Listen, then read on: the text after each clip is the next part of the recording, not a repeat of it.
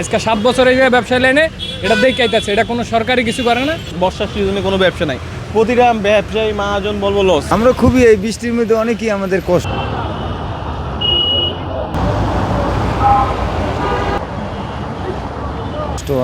আমার মনে করেন কি কম আর মনে করেন ভাড়াও আমরা পাচ্ছি না, তারপর মনে করেন এই যে ঘুরতে আসি ওই 20 টাকা 30 টাকা পাই এই পর্যন্তই মনে করেন। অবশ্যই এত সিটি কর্পোরেশনের তো গাফলতি রয়েছি। একটা কথাই আছে না যে মানুষ আমরা যেটা চেয়েছিলাম আমরা সেটা কিন্তু পাইনি এখন পর্যন্ত। এখনো কিন্তু দেশ এই লারাতেই চলতে আছে। বর্তমানে সিটি কর্পোরেশন মনে করেন ময়লা করে না পানি, আপনার মনে করেন বাহ্যর পানি।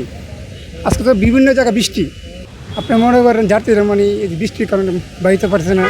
অবশ্যই অনেক গাফিলতি আছে, ড্রেনের ময়লা পরিষ্কার করে না, ড্রেনে অনেক ময়লা পড়ে রয়েছে, দেখাই যায় ওদিক দিয়ে, ওই সামনে দেখা গেলেই দেখা যায় যে ড্রেন কীরকম ভরে গেছে, আবার নদীও তো ভরে গেছে। পরে ভাড়ার বলতে ভাড়া তো আলহামদুলিল্লাহ ভালোই মারতাছি, লোকজনও অফিস টাইম তো তাই একটু ভাড়া হবেই, মানুষ অফিসে যাচ্ছে আসতেছে। বাংলাদেশের একমাত্র স্মার্ট সিটি বসুন্ধরা এখন আরো নিরাপদ, আধুনিকতায় আরো এক ধাপ এগিয়ে। কর্পোরেশনের এটা তো কাজ করা উচিত ছিল, কিন্তু সিটি কর্পোরেশন আগের থেকেও করে না, অন্তর্বর্তীকালীন সরকারও কোনো এটা ব্যবস্থা নেয় না। করা এই ড্রেন এটা মনে করেন নতুন করে করতে হবে, কিন্তু এটা কোনো ব্যবস্থা নেয় না। কয়েকদিন পরে পানি জমবো, মার্কেটের সমস্যা, আমগো ব্যবসায়িকের সমস্যা, ওনারা কিছু করে না, আসে শুধু এই পানি কদ্দুর মিশিং দিয়ে সরায়, এই শেষ, আর কোনো ব্যবস্থা নেয় না। আমাদের ভাই এটা বৃষ্টি হইলে সারা বছরই দুর্ভোগ, এটা এরকম নতুন কিছু না। আজকে 7 বছর এই ব্যবসায় লাইনে এটা দেখে আইতাছে, এটা কোনো সরকারি কিছু করে না, আর এটা মনে হয় না ভবিষ্যতে হইব।